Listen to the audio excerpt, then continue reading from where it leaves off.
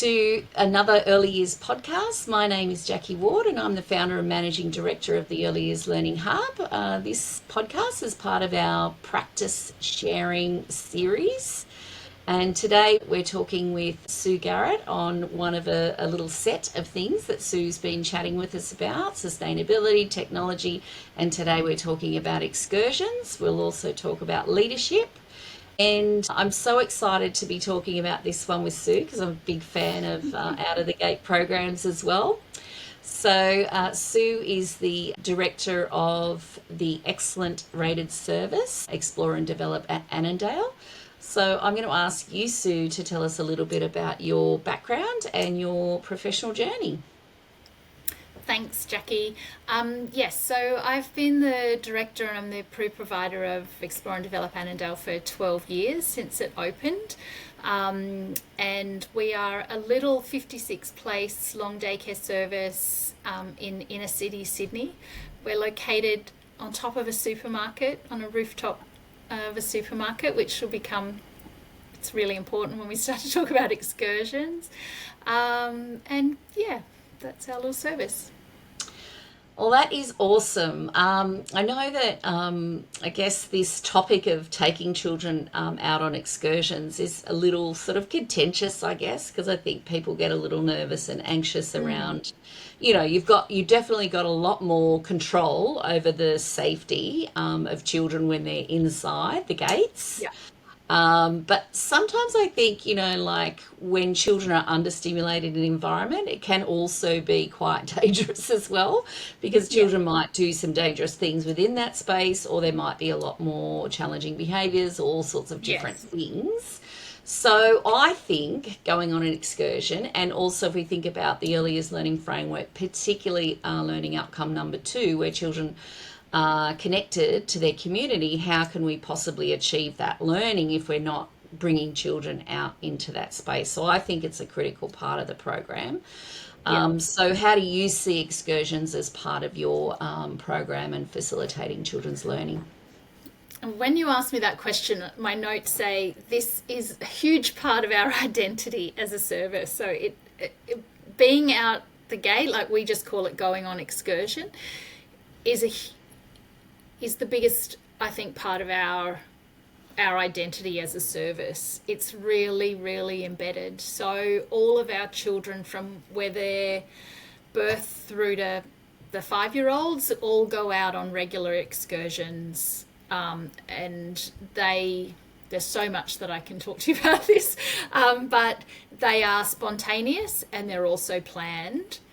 I suppose the first things are that it's embedded in our enrolment forms. So excursions, information about excursions, how and why and everything, shared with families when they go on our wait list. We talk about them on tours and orientation, and we have an ongoing yearly excursion form that families sign, and every family does sign those because we're so explicit at this is what we do. But they don't have to, and children don't have to go on excursion either. And there are times where it's not safe for particular children to go on excursion, but we work through that. So I suppose the biggest thing I would say to people about excursions is, obviously, the more you do them, the safer and the better that they are. So to me, the most stressful and the worst type of excursion is taking a group of 2-year-olds out, either on public transport or a bus or something, to a public space like the art gallery or the aquarium on a one-off excursion. That's really tricky. People don't understand the rules and what's going to happen.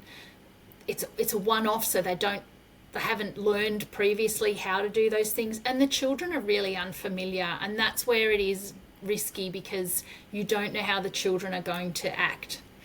So what we do, and we've been doing excursions like this for probably 8 or 9 years. So when we started, and I suppose that sometimes that's what people want to know, we had a core group of people who were interested in nature play, and they did some training through Randwick TAFE and the Early Years Learning Connections on how to be out in nature. And things like Bush School and things like that. And there's some organisations like Early Years Nature Connections in New South Wales are a good organisation that support that sort of thing. So we had a few, 5 or 6 core educators that were able to help other educators to learn how to do excursions. And we never made anybody go out on them, and we supported the gradual learning of how to do excursions, and what we've built over time, lots of parameters, instructions, and the how the excursions actually happen. And we're very explicit because we know can be quite dangerous. It's interesting that you have said, and it's a common theme that I'm picking up with you, Sue, is take your time. Yes. Do research. Yep. Help everyone to feel comfortable and knowledgeable and understand, and take Yep. small steps at things. Yes. You don't have to do. And I can speak to the experience of taking children on bigger excursions. I've had some Me quite too. disasters. It's awful. No one was hurt, but it was just disorganized. It wasn't planned enough. Like they're just.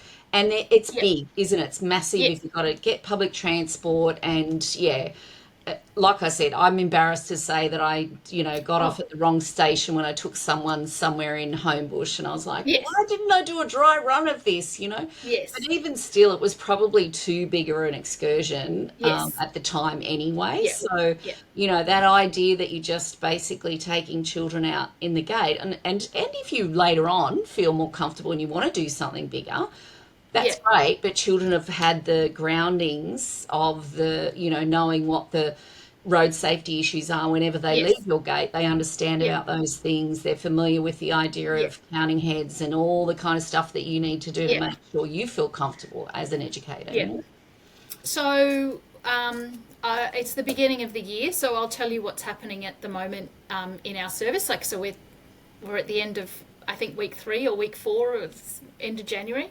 So our 2-year-old children who've all moved up from our birth to 2-year-old room are in a 2 to 3 group. There's 10 of them with 2 educators. And so they are already used to going out the gate. They were going out the gate in their other classroom, but now that they're 2, they can go a little further, and they're in a new room. So this week they've been practicing going down the stairs, and getting themselves ready for an excursion and going down the stairs. So when the children, the educators might say, who wants to go out on an excursion today? And it's like, yep, me. Then it's okay, then you need to do your jobs to be able to go out. And those jobs are to go to the toilet if they're toilet trained, make sure their nappy is clean, make sure they've got sunscreen on, make sure they've got a hat, have a drink of water. They put a name tag on, and they find a buddy, because they go in, they hold hands in, so they're in pairs, and then they're ready to go. So if a child doesn't want to wear a hat, or they don't want to put their sunscreen on, then they need to stay at school. In fact, a child that doesn't put the sunscreen on needs to stay inside. That's another story. Yeah. So they then know, they come out into the foyer. They're, we sign everybody out, make sure everyone's got hats, and as I said, they go down the stairs. And this is always, it's such a good preparation for fire evacuations and things like that. And I would say, like, it really is, the excursions are one of the biggest school readiness tasks or practices that we do, because the children must follow instructions to keep each other and themselves safe. I love that too, that you're sort of empowering children to have agency and responsibility, that understanding, Yeah. again, coming back to learning outcome number two, the understanding of interdependence and the roles and responsibilities of being part Yeah. of a group. That's a really Yeah. good example of that one, isn't it? Yeah, If you want to do this, there's some responsibilities that come with yeah. it. And we need to be safe. We're keeping each other safe. We're keeping stuff. So, um, and this group of children will be taking a route at the moment where they sort of walk right out of our centre, sort of take another right, walk down a path, walk back up the street, and they're back in the centre. So they might be out for like a half an hour or so at the moment doing that little excursion. So it's just really about being out, seeing what's out on the paths and coming back. And that leads through to like our preschool children walking about, I don't know, just over a kilometre to either the foreshore or Whites Creek wetlands. They're the two furthest that we walk. And they will stay out for a picnic lunch and stay out for kind of half a day, like 5 hours or something, and then be back. So they range. Yeah. That sounds amazing. I'm really Yeah. interested to hear about that. We're very fortunate where I work that we're quite near an Aboriginal art gallery. So Yes. we Yes. did a little one last year, which was a great opportunity to Yeah. map out things, map out our Yeah. course and our direction, and Yeah. it was a really good opportunity. And also we're part of a school as well, so we do get to go and do Yeah. You lots of can go. things in the school. Yeah. But that idea Yeah. that you mentioned about it being part of that sort of school readiness and whatnot, I couldn't Mm. agree more. That idea of children will, even from kindergartners, move on when they're in that school space, and they will be Mm. doing, moving from classrooms to hallways and all that kind of stuff. They're things Yeah. that, you do need to be practically ready for, don't you? Yeah. Yeah. Yeah. So there's there are other, so we have spontaneous excursions. So that's what I was just explaining then, where the team might say, hey, last week we saw this, do you want to go and have a look at what's happening there again? Or a child might say, can we go to the bush block and have a look at this? And that would happen in their morning meetings. In the morning they might say, can we do that today? And the team will say yes or no. We often go in small groups, so we it's very rare that, I'm going to say usually our preschoolers we might take 15 out, but it's very rare that it's more than that. And we do have some inclusion support as well, or we have a non-teaching educational leader. So and I don't teach either, so sometimes I can jump into the classroom, or Mel or one of us can jump on excursion. And then we also have some planned excursions. So these would be, we need to plan the ones where they're out for lunch, because we obviously need to plan for their lunch. Yep. We also do some bus excursions. So our 2 and 3-year-olds will catch the bus up to the local library at Glebe, and that's planned so that we can make sure every child gets a go at going to the library. And then depending on what is happening in the program, we do bus excursions to the city. So last year our 3 to 4-year-old group and our 4 to 5-year-old group went to the Jeannie Baker exhibition, which was held in the Botanic Gardens. And so when we do those sort of excursions, we'll do them over a 2 or 3 week period, where we'll take 2 educators and up to 8 children on the bus to do that. And then we'll just repeat it with the different children until everybody's got to go. And I do feel, yes, it is a luxury to be able to do that, but it's also really quality for children. And no art gallery wants 30 4-year-olds running around, and it's just much safer and much better quality for us to do that. So we're incredibly lucky that we can catch a direct bus straight into the city, and get to the Australian Museum or the New South Wales Art Gallery fairly easy. And I know that that's not everybody's experience, but yeah. Well, I guess it's about finding out what's in your neighbourhood and what's manageable, That's right. But I That's love that right. idea that you're thinking about smaller groups too, because one Yeah. of the disastrous episodes I had, our service, we caught the train into when the Powerhouse Museum was still open in Yes. Ultimo there, and I had lots of parent helpers with us, but that was sort of like a bit detrimental as well because I had Mm. pretty much one for one, which so Mm. children were relatively safe, but the adults weren't being very good listeners for me. And I had people from one end of Chalmers Street Tunnel to the other, which feels like it's about a kilometre. I was like pulling my hair out, going, I can't keep everyone Yeah. safe. I think I've done that excursion too. One thing, what I will say about parent helpers is if you are going to have them, you must train them very well and you Yes. must really give them really clear expectations of their role and how they need to do it because they can't duck off and get a coffee and they can't just decide to take their child at the end or whatever it is. Yeah, we've used them at Or offer times. people food and whatever that they've brought from Absolutely. home that might Yeah. not match everyone's dietary requirements. And Yeah. even I Yeah. think too, a bit of a guide as to how to respond to their child when they're in that Yes. situation as well, Yeah. and yeah, I And think that could that's a be done great through idea. like a Zoom briefing or something Yeah. before. Yeah. Some of It's the just other about things, thinking and planning, isn't it? That idea of yes. how is everything going to roll? And the more you think about it, the more likely you are to cover off on any Yeah. contingencies, aren't you? Yeah. So things like risk assessments, we do a yearly site risk assessment for all of our local sites. If we ever go to the museum or whatever that is, we always do a risk assessment for that particular excursion. We also do site scoping every time we arrive at an excursion place. So when we get there, the children will sit and one of the educators will do a good scope around the area.